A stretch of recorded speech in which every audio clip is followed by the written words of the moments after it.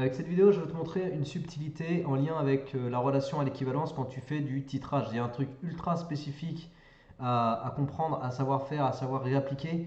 Et bien souvent, je sais que les élèves passent à côté parce qu'ils ils vont trop vite quoi, sur les choses et ils ne comprennent pas le fond là, de la relation à l'équivalence. Alors, je vais t'expliquer, ça va être plus simple avec la fameuse relation. En fait, si tu as une relation de titrage, donc A, c'est le réactif titrant, mettons, ou le réactif titré, tiens, et puis B, le réactif titrant.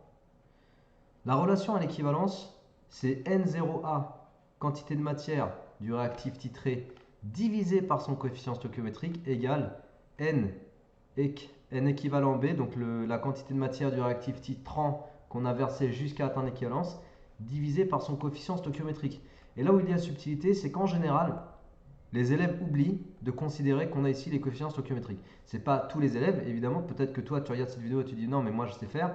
Mais en fait, c'est très souvent le cas où vous allez oublier, vous les élèves, qu'on a les coefficients stoichiométriques. Exemple, imaginons un titrage acido-basique classique avec un acide qui est titré avec du H-. C'est ultra classique ça. Et puis ça forme la base et du H2O. Ok, relation de titrage vraiment ultra classique, peu importe l'acide qu'on a ici. La relation à l'équivalence, donc tu vois que les coefficients stoichiométriques ici, ils sont égaux à 1. Donc la relation à l'équivalence, en général, les élèves vont écrire directement N0AH égale NEC H-. Et puis après, ça fait CAVA égale CB VEC. Ok, le truc classique. Après, tu isoles la concentration si c'est ça que tu cherches. Donc ça, en fait, c'est tellement le cas le plus répandu sur les relations ou les exercices de titrage que tu vas prendre l'habitude d'écrire ça et tu vas oublier la relation de base. Sauf que si je te mets sur un exercice du style de celui-ci, donc ça c'est un exercice du bac 2020, je te mets le lien du sujet en descriptif de la vidéo, n'hésite pas à aller le voir si tu veux. Et bien ici, si jamais tu appliques cette simple relation-là, en oubliant les coefficients stoichiométriques, bah, tu peux être sûr que tu passes à côté de l'exercice. Je vais te montrer pourquoi. Et puis en même temps, ça va nous permettre de revoir un petit peu les équations d'oxydoréduction. Donc en fait, là, on a un titrage de Fe2+, par lésion MnO4-. Donc Fe2+, il est dans la relation, il est dans le couple dans le couple oxydant-réducteur, dans le couple redox, je vais y arriver. Fe3+, Fe2+, donc c'est un réducteur. Et puis MnO4-, il est dans le couple, alors ça c'était rappelé ici de toute façon, tout était rappelé dans les données là. MnO4-, c'est MnO4-, Mn2+, ok. Donc ça normalement, tu n'es pas censé découvrir en terminale puisque il y a un chapitre d'oxydoréduction donc dans le programme de première physique-chimie. MnO4-, Mn2+. Ok, donc on va écrire la relation, on va écrire les demi-équations. Et en fait, le but, je vais juste te répondre à cette question-là, tu vois, montrer. Donc je ne te fais pas l'exercice en entier, hein, évidemment. Je vais juste faire la question 2.5.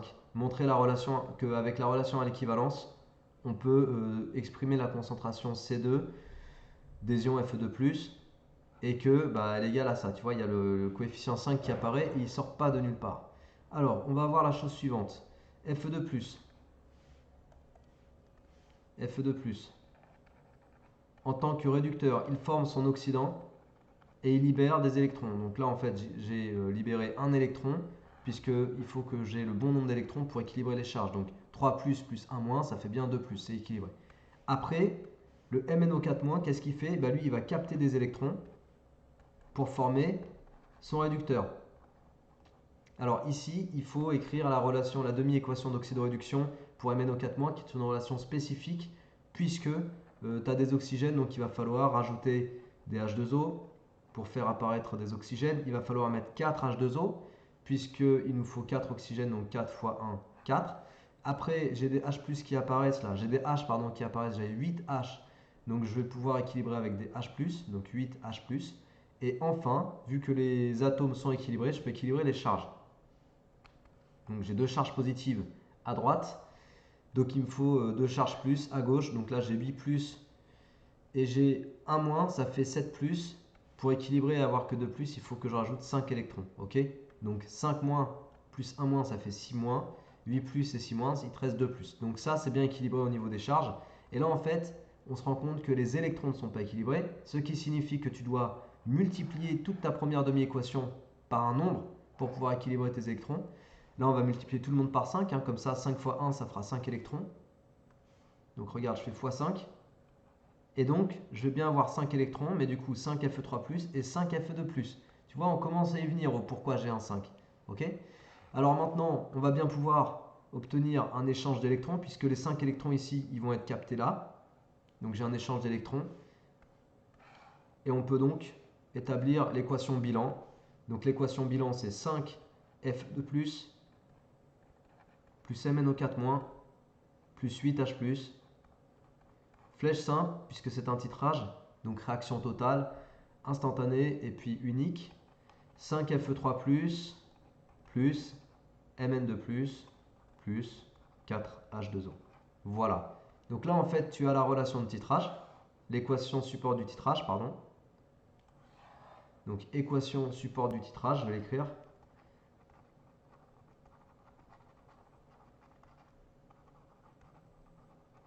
Petite parenthèse, pour ceux qui me demanderaient en commentaire si je vais corriger cet exercice. Cet exercice, pour moi, je le considère comme un exobilan. En plus, à l'heure actuelle, là où je fais la vidéo, il n'y a pas la correction sur l'Abolissé.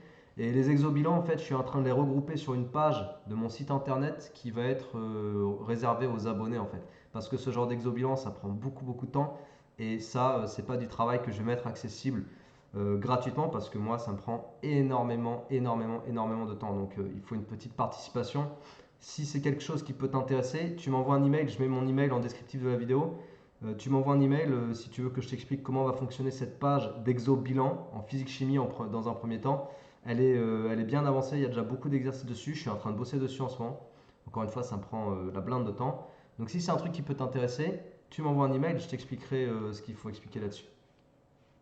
Donc à l'équivalence, la relation en fait entre les quantités de matière, bah, c'est quantité de matière initiale de Fe2+ divisé par son coefficient stoichiométrique égale quantité versée à l'équivalence du réactif titrant, MnO4-, divisé par son coefficient stoichiométrique qui est de 1. Après, il se trouve que la concentration de Fe2+, elle est notée C1. Non, je me trompe. Elle est notée C2. Ouais, C2. Et puis le volume, c'est V. Donc ça me donne C2 fois V divisé par 5 égale. Et la concentration du MnO4-, elle est notée C1. À l'équivalence, j'ai versé VEC. Et puis divisé par 1, on s'en fiche. Et donc du coup, en fait de ça, tu peux effectivement extraire la relation 5 C1 VEC divisé par V. Voilà. Et tu vois, si on n'avait pas pris en compte les coefficients stoichiométriques, bah, nécessairement tu ne peux pas arriver à cette relation. Et si tu es trop habitué dans ta tête à raisonner avec ça, N0 machin égale NEC machin, bah, tu vas galérer pendant 4 plombs pour comprendre pourquoi il y a un 5. Tu vois?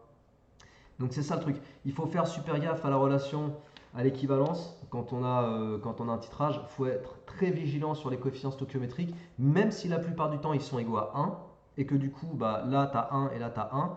Sache que, et je te l'ai montré avec cette vidéo, tu peux très bien tomber dans un exercice bilan, que ce soit en contrôle ou que ce soit sur ton bac que tu passeras. Tu peux tomber dans un exo-bilan où tu auras, notamment si tu es avec un titrage qui s'appuie sur une équation d'oxydoréduction, parce que souvent on a des coefficients en fait avec l'oxydoréduction, bah, tu peux très bien avoir des coefficients stoichiométriques qui apparaissent et donc qui sont répercutés sur l'expression finale de ta concentration que tu veux calculer.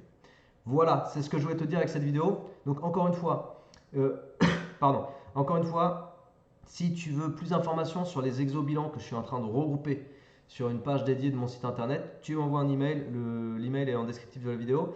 Si tu veux aller plus loin sur les cours en maths ou physique-chimie, si tu veux plus de choses, des vidéos, des fiches, du coaching personnalisé, va voir sur mon site internet, il y a également plein de choses de proposer, il y a plein de choses d'expliquer, il y a des témoignages d'anciens élèves, il y a mon parcours, il y a vraiment beaucoup de choses. Ça peut t'intéresser si jamais. Et puis sur ce, moi je te souhaite bonne motivation, travaille bien, courage à toi et à la prochaine. Ciao.